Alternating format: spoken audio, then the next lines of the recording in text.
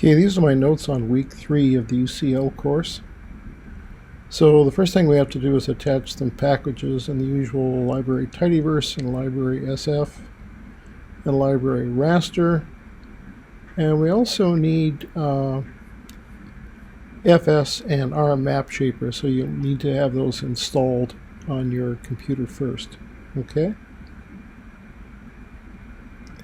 So the first thing I'm going to do, follow the instructions in 3.5.1, download the geo package version of Australia and put it in your Pocket project folder, and then look at the layers included. So go ahead and do that, and then restart the video when you've accomplished that. Okay. So st layers gadmin 36_aus.gpg. You notice that I just got it into my project folder, so I don't have to do anything but just give the name of the file in quotes. And I see that I've got the major outline of Australia and then two other simple features objects which are give you more detail in Australia.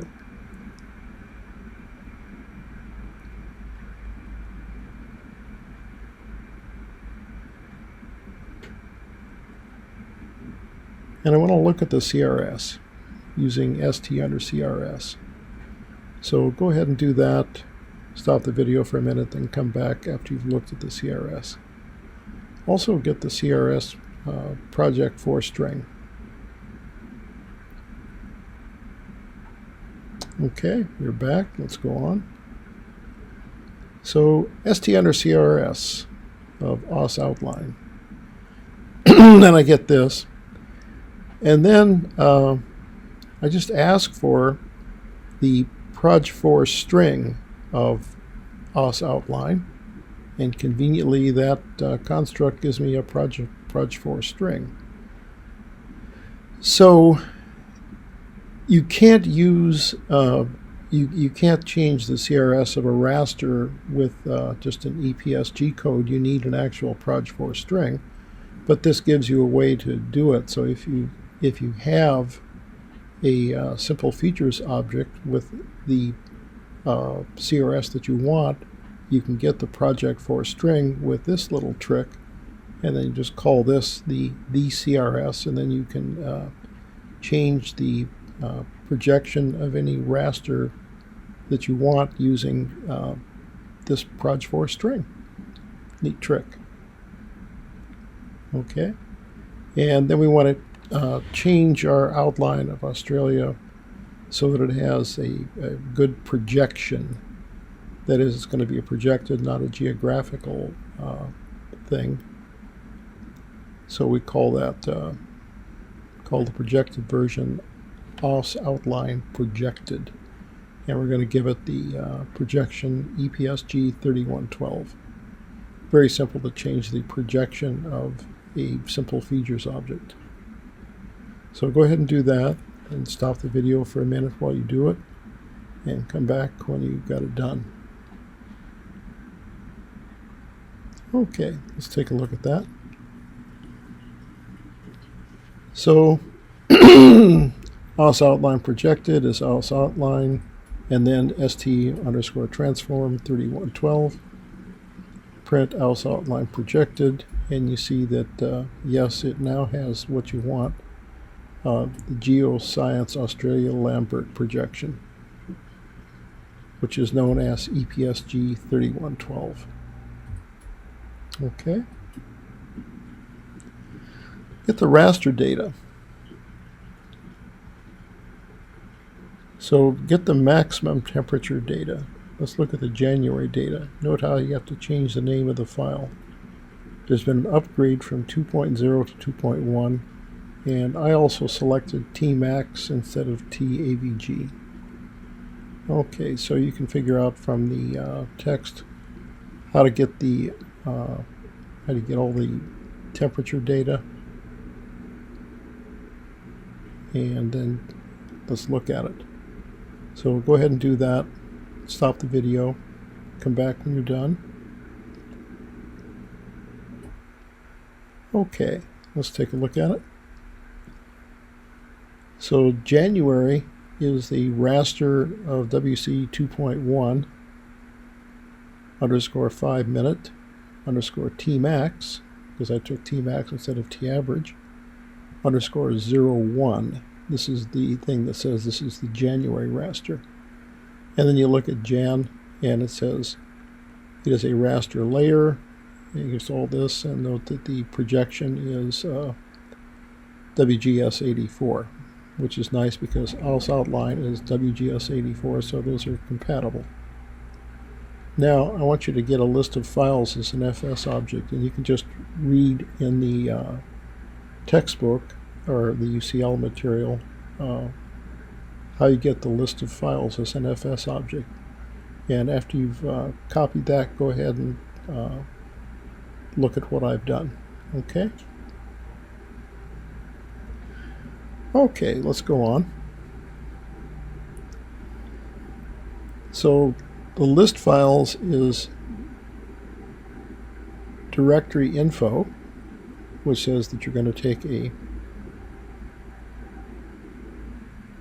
information scan of your directory using the function direct info, no argument, and then filter for files which have an extension of .tif, and then select the path and then pull to get it out of a data frame.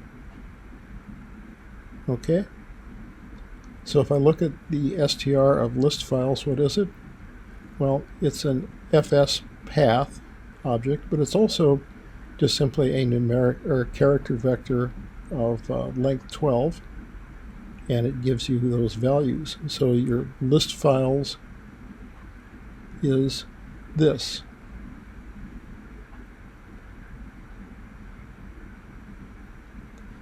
Okay, then use the stack function to convert the list of files into a raster stack called world climb temp.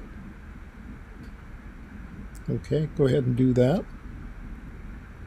Just follow the instructions in the text and get world climb temp.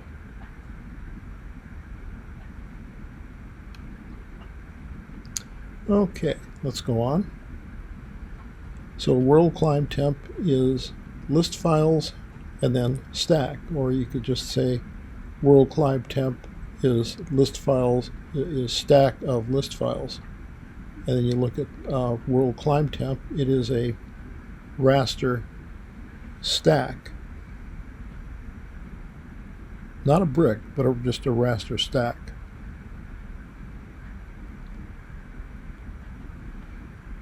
Okay, and you see the minimum values and the maximum values for the various layers in the stack. So create a vector month containing the standard abbreviated names of the months and make this vector the names of the raster stack. Okay, go ahead and do that.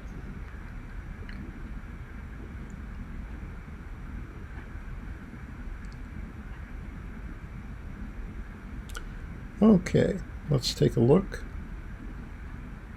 Here's the vector month, and then you declare the names of world climb temp to be month. And now let's look at world climb temp $Jan.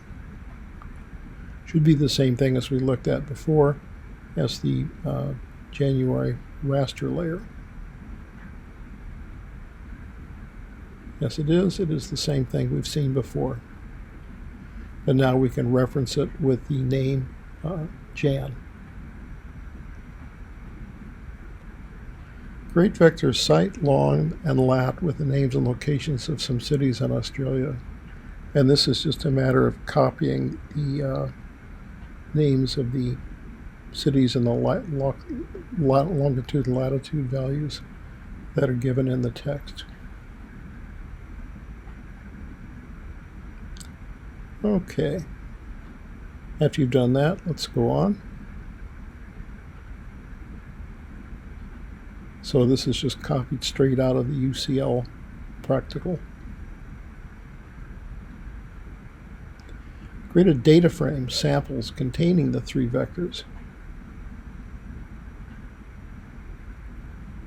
Okay. Go ahead and do that. Samples is data.frame, site, long, and lat. And you declare the row names to be site. And extract the data from the raster stack for all points in samples. This is interesting. Raster : extract, that is the function extract from the raster package. And you're going to extract from world climb temp the samples, which means that you are basically constructing a point simple features object out of a raster by taking the values of the raster at identified points by longitude and latitude. And let's look at AU city temp. What is it? Well, it's not a simple features object, actually. It's a matrix. And you see, for the 15 cities that you've given, here are the January temperatures. And for the 15 cities given, here are the February temperatures. Okay, so we've got a matrix, a 15 row, 12 column matrix. So we're going to convert that to a tibble, which is just the same as a data frame, with a column name site in front of the column name January. Okay, so think about how to do that, or just read it out of the UCL material, but that's what we're doing.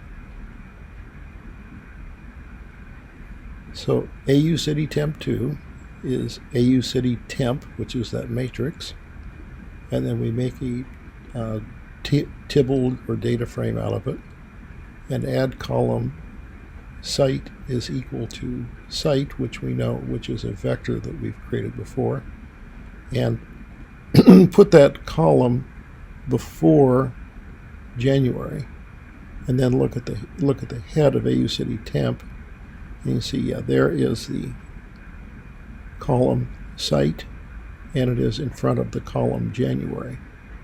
So now you see here is the Brisbane row, January 30.2, February 29.8. Okay.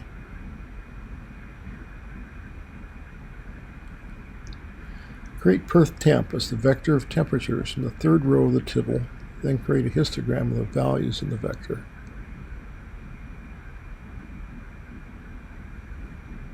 Okay, let's take a look at that. Perth temp is AU city temp 2, row 3, all columns. And then a histogram of ASDOT numeric, Perth temp. And you have to say ASDOT numeric because the values in that matrix were double precision, and the base hist package requires that the things that you're putting in the histogram be simple numerics. Okay.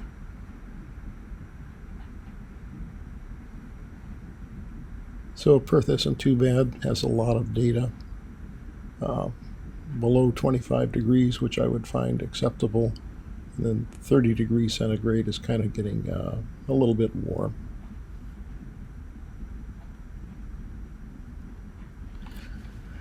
Okay, create a simplified version of OS outline as OS out simple. This makes it possible to display the outline of Australia in a reasonable time. I actually tried to do a plot of just simply OS outline, and it took forever. I had to kill my computer to get it back because it was going to take a year to draw the thing. And you could use ST simplify from the SF package, but that requires a projected input, and right now OS outline is in a geographic projection.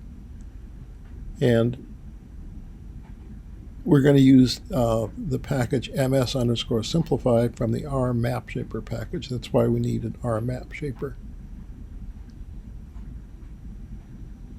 Okay. Let's go ahead and do that. And then go on. And then you can plot Aus outline, simple $geom, and it looks like Australia. Okay. So we've got world climb temp, which covers the entire world, and we only want the part that deals with Australia. So we're going to use Aus outline to crop world climb temp. Okay, so let's look at how we do that. So Aus temp is Aus outline, and then crop world climb temp, comma, dot. Now here, you notice I actually do need to use the dot because the pipe would normally make Aus outline the first argument of the crop function, and the way the crop function works, the Aus outline has to be the second argument. Okay. Plot the output, use plot to see the result. And you can see that you have 12 months of the year. And you can see that in January it's kind of warm. The green, the darker green, is hotter. And you can see that in July it's cooler. This is the typical reversal that you get when you go south of the equator.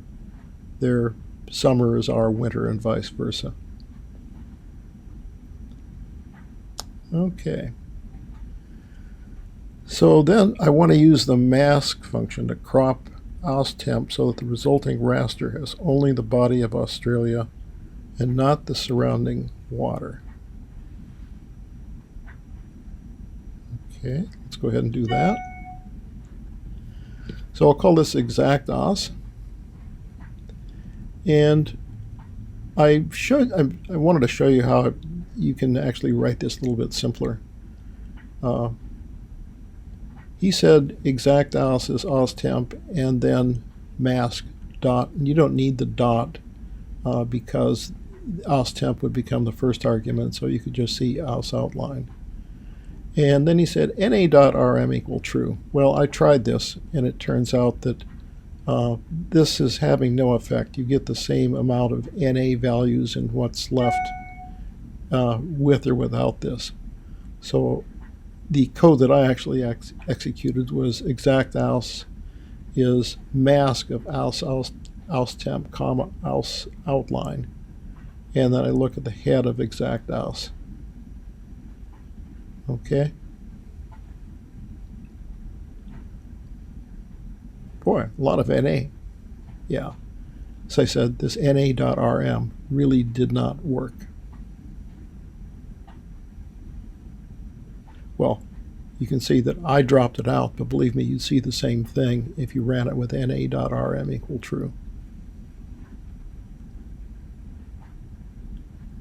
So I want to convert exact Aus to a data frame and look at its head, and I called it exact df. And here I think I got away from what the authors of the book were doing, and I just kind of went off on my own and accomplished what they wanted to accomplish, but not exactly the way they did it. So exact df is s.dataframe, exact Aus, and I get columns January, February, March, blah, blah, blah, through December. Okay, looking at the head, and I see nothing but NAs.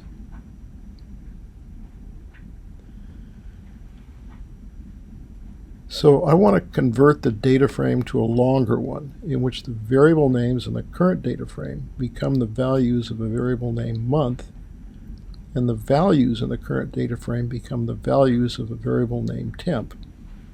So I start with exact DF, and then I pivot longer, and I'm going to pivot all the columns 1 through 12, and the names to, that is, the things that are the names of the columns in the current data frame, become a variable named month, and the values in the current data frame become the values in a variable named temp.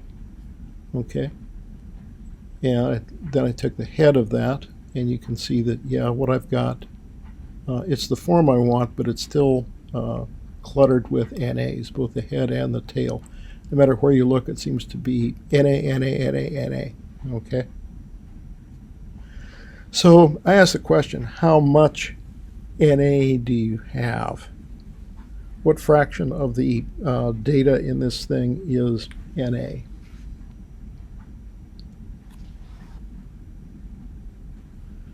So I take the mean of the logical expression is.NA of exact df underscore long $temp. And the answer is that 67% of the data is actually NA. Wow. So how much data do I have left? Is there any good data? And to find that, I said, let's take a count.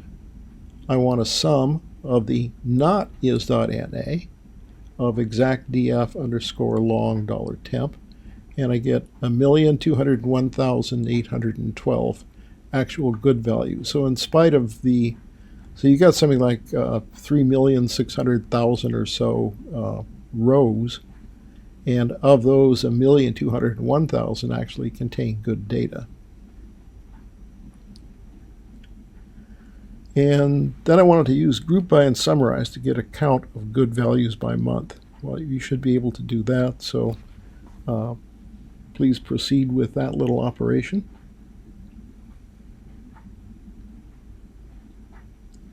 Okay, you're done.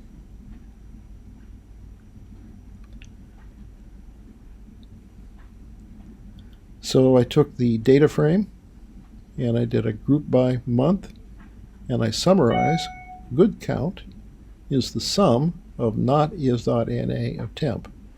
And it looks like in every month I have the same number of good values. That is, for April I have 100,151 good values. So that's enough data to work with. It also tells you that this is not random dropout. This is just a matter of locational information that's just not working as well as you'd like it to work. So I want to create exact df underscore trim, and I think they call this squish data, by eliminating the rows with n values of temp. Also make month a factor with its levels in natural order starting with Jan. Okay, you can proceed with that little exercise. And I assume you've done it now, so let's take a look at what I did. So expand df underscore trim is exact df underscore long, and then filter not is.NA of temp, so it has to be a good value, and then mutate month is factor of month, and the levels are the levels in the values of month in the natural order. If you didn't do this, you get April as being the first month when you look at things. Use a histogram and facet by month. Okay. Go ahead and do that. And come back when you're done. Take a look at what I did.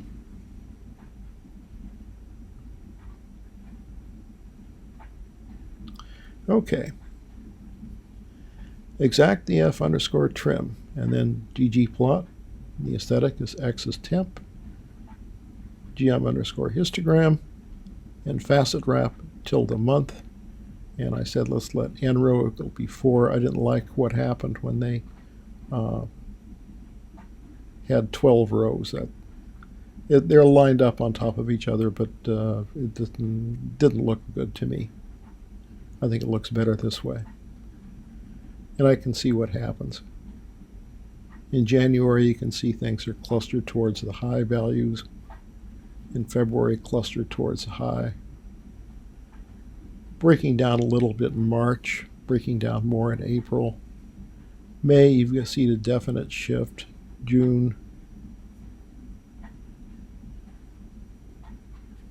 July, August, September, October, November, December. And we're back to basically the January pattern in December. Okay. So I wanted to take a different look at it. Use geom_density instead of geom_histogram.